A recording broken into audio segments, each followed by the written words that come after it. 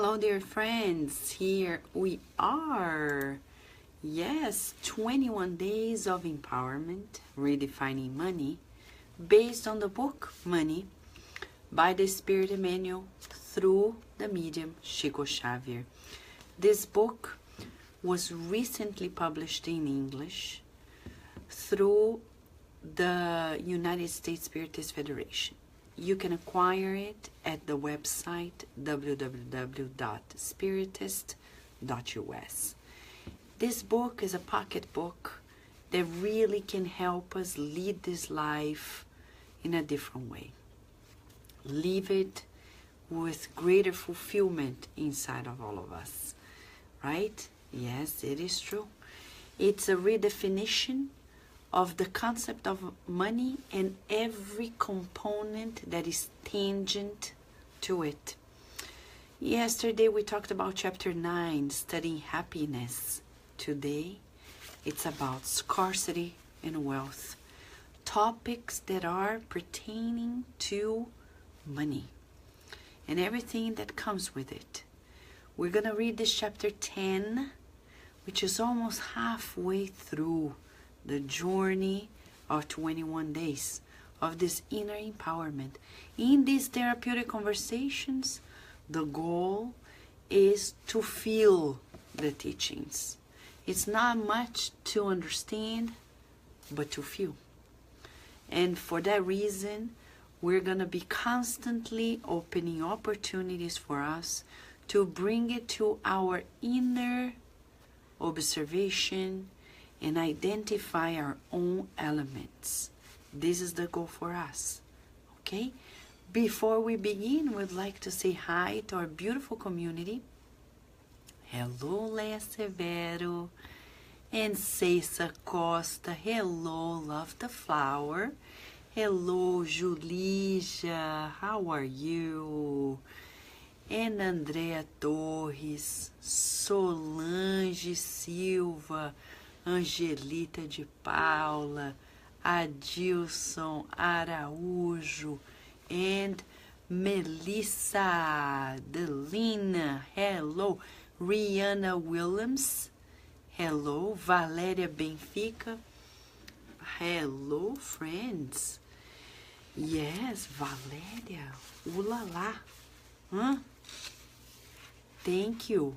We have here, let us visualize these beautiful bridges of brotherhood that are being built in our community here, because we are in different states, different continents, different countries, and these beautiful bridges of constructive thoughts and feelings. Let us visualize that from our minds and hearts during this study session, we are creating opportunities to radiate these feelings of joy to other people as well. Shall we? Yes, it's a good invitation, right? So, come on in. Scarcity and wealth. Be prepared, because Emmanuel is going to teach us something we've never thought before. Probably you'll be surprised in the first paragraph. In essence, scarcity and wealth are not elements that we have, but they are a feeling that we have. The greatness of God's concessions dot the human route since the first hour in which the cradle of human field was structured. Around your steps, everything is counted through the pitch of constant foresight. Before the silent melody of maternal renunciation, all circumstances combine favorably for individuals to develop and occupy the place that divine mercy has marked for them. Home and sun, school and knowledge, work and friendship, all enrich your landmarks in the demands of the task that you must fulfill. Often, however, through a vocation to unrepentant avarice, you collect gold of the world to erect a tomb in which you bear your hope and receive the blessing of love to transform it into the chain that sometimes imprisons you in the purgatory of suffering. To retain only for oneself the goods that life spreads generates real evils that beset our pathway. However, converting the apparent evils of this earthly journey into values of understanding and learning creates good in oneself, which will do good for everyone. Let us not fixate ourselves in reproach against the imprisoned brothers and sisters who are mistaken with their fleeting wealth, but let us help them without demands to understand the importance of money and time in performing good works. Elevate your soul to constant work, which will likely generate life's highly elevated assets of studying and learning, of helping and loving, whether in abundance or in shortage of material resources. In this way, you have your heart shining, since it will be shining in you like a blessed star. Few paragraphs, around 10, yeah? But redefining. For the longest time, people feel and they think that scarcity and wealth is something they own. I am wealthy. I am poor. I have scarce resources. Emmanuel begins this chapter by telling us that these are not things we have, but feelings that we cherish. Hello, Jussara. So here we have, friends, one paragraph already redefining it all. Wealth and scarcity are not things we have possess, but they're feelings. Think about Chico Xavier, for those who came to know, even through internet, where he used to live, his financial resources. He never behaved as if he were poor. No. He was always in this feeling that he was wealthy because his feelings were wealthy. How about you and I? Let us think together as an exercise for our incarnated souls. But think about, do you feel wealthy or do you feel scarcity? What do you feel? Do you feel it's contingent to material and external resources? Do you feel more powerful when you enter a beautiful house than if you had a smaller house? Do you feel less wealthy when you enter a common car instead of a special, unique one? What about clothing? One thing that happens every day, right? Clothing. Do you feel wealthier when you use certain clothes than when you use others? And you may think, but Vanessa, that's obvious. How could I not feel different? Right? Imagine if you have a beautiful gown. Wouldn't you feel different? Of course you would. But would you feel wealthier? It's a different question. We're talking about feeling different, but not wealthier because of the different clothes. It's a deep thought, deep feeling. It's a challenge for us. Emmanuel is asking us to reconsider the concepts of wealth and scarcity from the perspective of feelings, not things that we have. And he says, the greatness of God's concessions dot the human route since the first hour in which the creator of the human field was structured. Around your steps, everything is counted through the pitch of constant foresight. Why is he saying this? Because God grants us everything, and yet we persist in taking it for granted. That's why one external element may potentially strike a huge difference inside of us. Some people feel more important and wealthier when they are driving a different type of car than the commonplace car.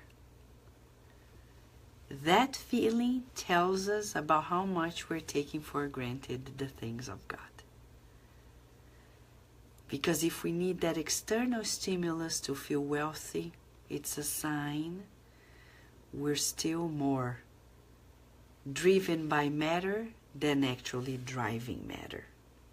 Question for us: does your mind, you, drive matter, or is matter driving you? Which of the two? Where are we? And these are not mere words. These are true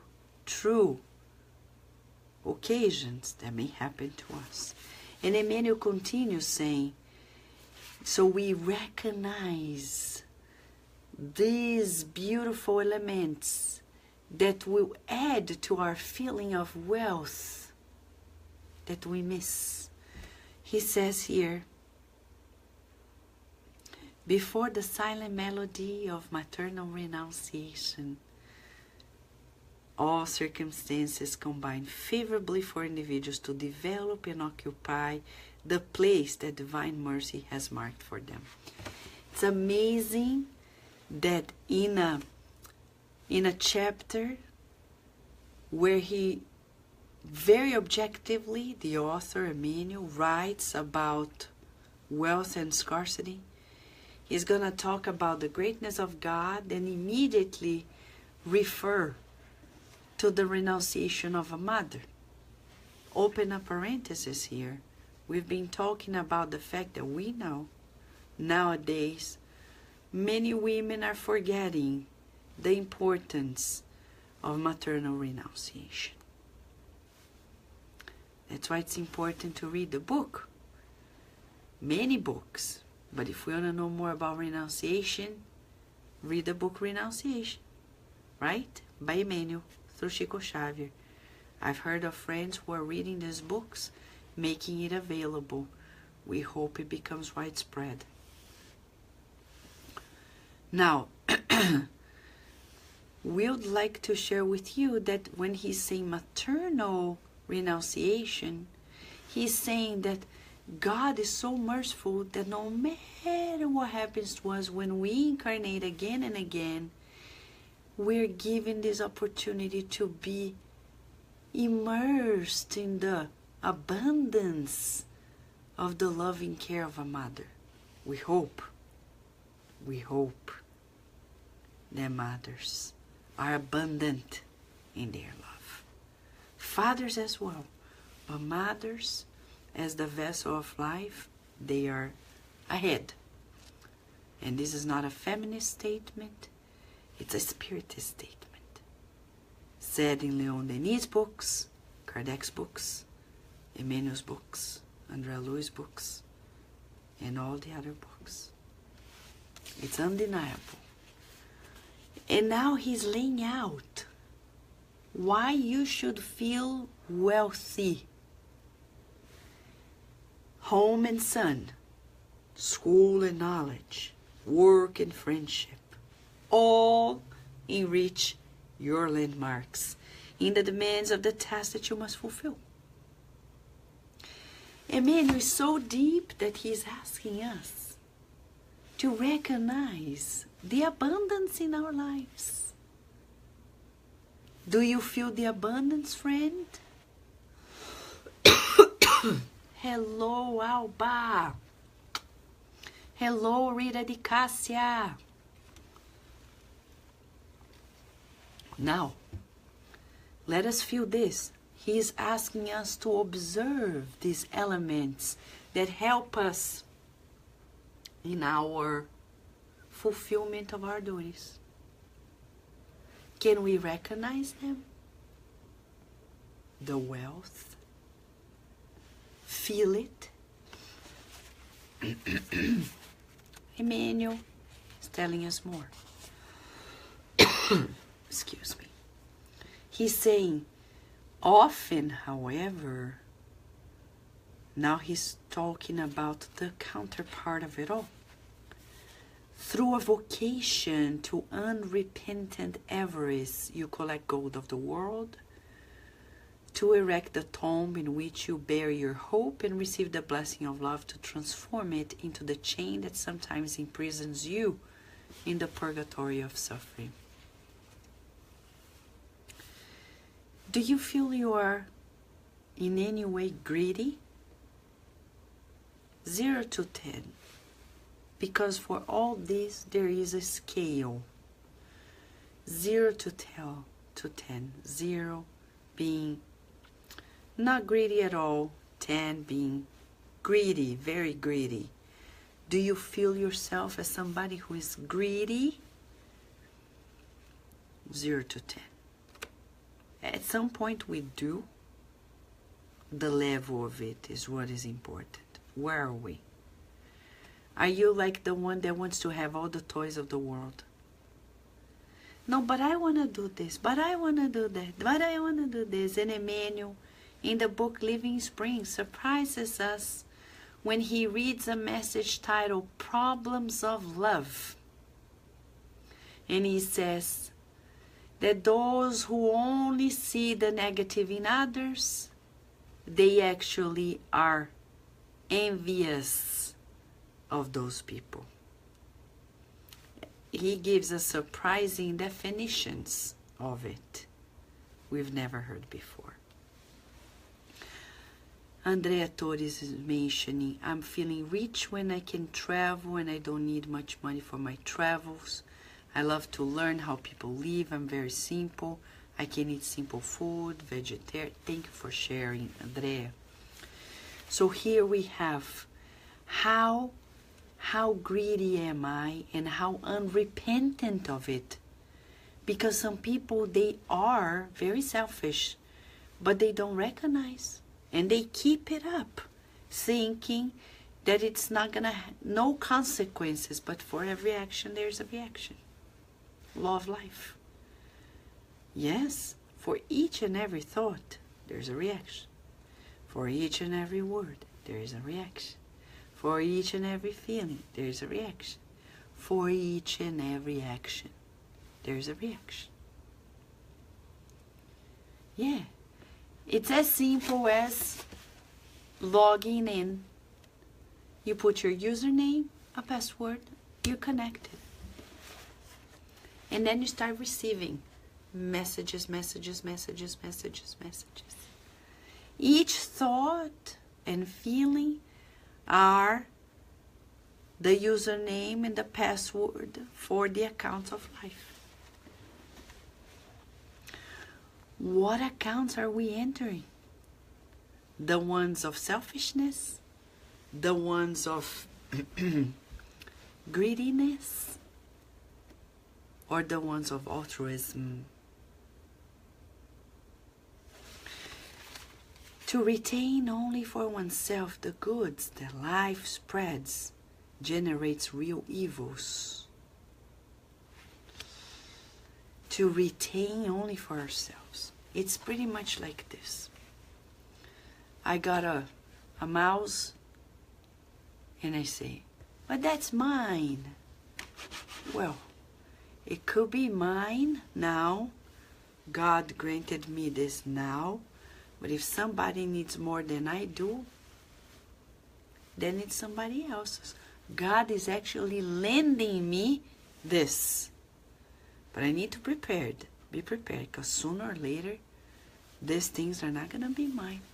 So look at the object you have and think, in less than, let's be optimistic, 100 years, like Mentor Joseph said, this is not going to be mine. How do you feel about it? Vanessa, how do you feel? Well, I hope somebody who needs it uses it well. Probably in 100 years, they're not going to use this one. Something more advanced. But anyhow, way before that happens, this is not going to be mine any longer. What about anything? This body. You look at it in the mirror and say, okay, body, thank you, body. But one day I'm going to say, goodbye, body. Yeah? God bless you, body. No longer here. Right? No longer here. Do we need to train ourselves to do that? Every day. Prepare for death. It's a great way to start feeling wealthy. Emmanuel is reminding us of the consequences. And that's a good way to boost our discernment. Spiritism is the light of discernment. And you know, in an era in which the prefrontal cortex is boosting itself in evolution, when you study the brains of different species and when you come to the human level, this is the area, the prefrontal cortex of the brain, that is more and more advanced. And how can we even expand it even more? These higher centers of command can be more polished and even refined, I would say. Refined in its synapses, the connections between cells, creating pathways for discernment. The more we read these books, Spiritism is making us more intelligent.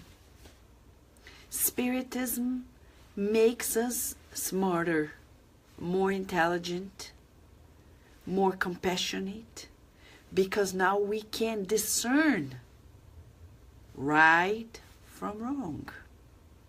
Not necessarily we're going to make it up right all the time, but it points us to a new conditioning. And as Emmanuel says in the book, Thought and Life, evolution requires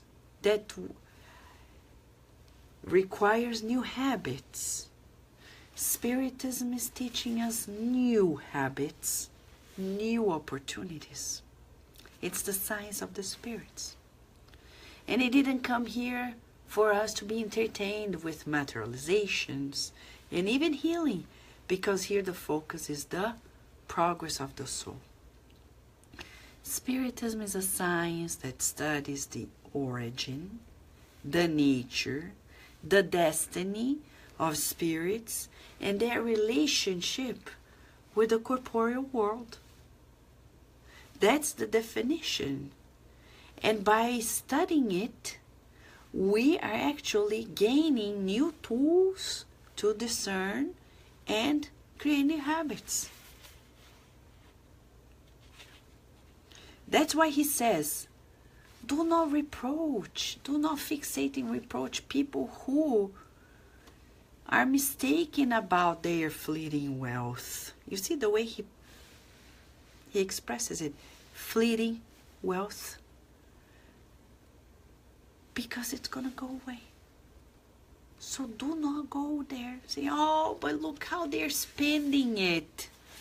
Our guiding model, Jesus, please come, GPS of the soul. How should I proceed? We came here for the sick. Okay, you're not sick, you're wealthy, you're enjoying it. Okay, go ahead. Oh, but I'm the journalist. But you know, if you want to be a good journalist as a spiritist, read the books. In the domains of mediumship, or in the realms of mediumship, whatever way we want to phrase it. André Luiz tells us about a journalist who was used by the obsessors of a family to create a big slander about the family. Exactly. So, let us not fixate ourselves in reproaching those brothers and sisters who are mistaken about their fleeting wealth, but let us help them without demands to understand the importance of money and time in performing good works. Elevate your soul to constant work. In regards to scarcity and wealth, Emmanuel tells us, elevate your soul through constant work. Why? Why? Because this will generate life's highly elevated assets of studying and learning, helping and loving, whether in abundance or shortage of material resources. If you or I give an excuse like, I wish I were more useful if I had more money, it's an excuse. Because we are always useful, irrespective of the material resources. Scarcity and wealth are feelings, they are not possessions. Then again, the therapeutic question. Do you feel you're wealthy? Or are you in shortage? Do you feel wealthy?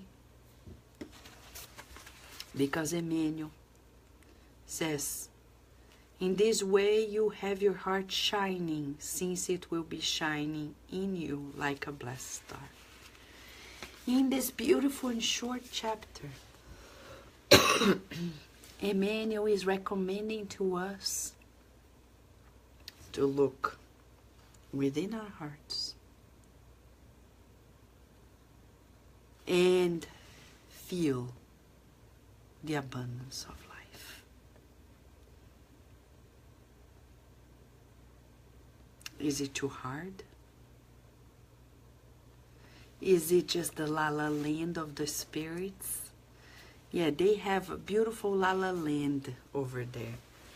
But it's not that la la land they are talking about. They are talking about our land, the land of the heart. They are talking about feeling the wealth no matter how much we have at hand. Is it possible? How do we do it? By contemplating the proofs of God's existence. As in the Spirit's book by Allan Kardec, when we look at the sky, we see the stars. We contemplate a tree. The fact that we have the eyes to see. And even if we don't, we have the ears to hear. Even if we don't, we have our hands to touch. Even if we don't, we have our feet to walk. Even if we don't, we have our mouths to speak. Even if we don't, we have a heart that beats. And a mind that thinks and co-creates. When Allan Kardec asked the spirits in the law of freedom, does absolute freedom ever exist, and they say, you are free in your thoughts. In my thoughts. Enjoy the freedom of thinking, but knowing that for every thought there is a counterpart attracting. It's an electromagnetic force. So I emit, I attract. I emit, I attract. If you're feeling imprisoned by the shortage of resources, materially speaking, think about the abundance of your creativity in your thoughts.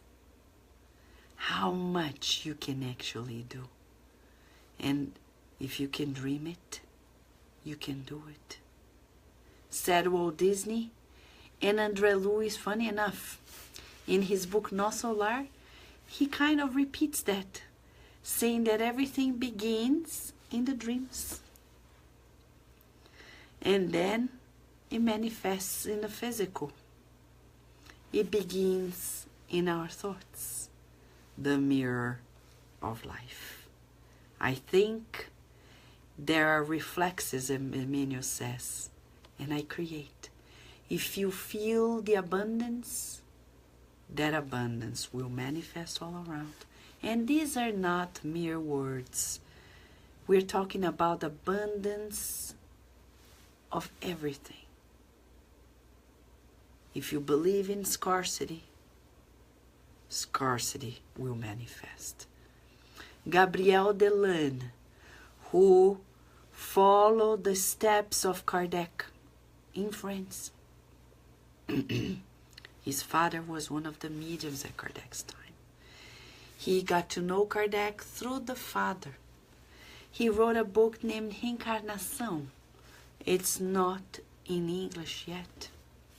But in that book, he goes to the source explained by Kardec in the Genesis, saying, and he expanded, he says, our thought creates thought forms, and it's because it's using the universal cosmic fluid, energy. It is actually according to the frequency of our thoughts, to the intensity of our thoughts, the quality of our thoughts. Those thought forms will literally saturate. He uses that expression. Saturate, like in chemistry, right?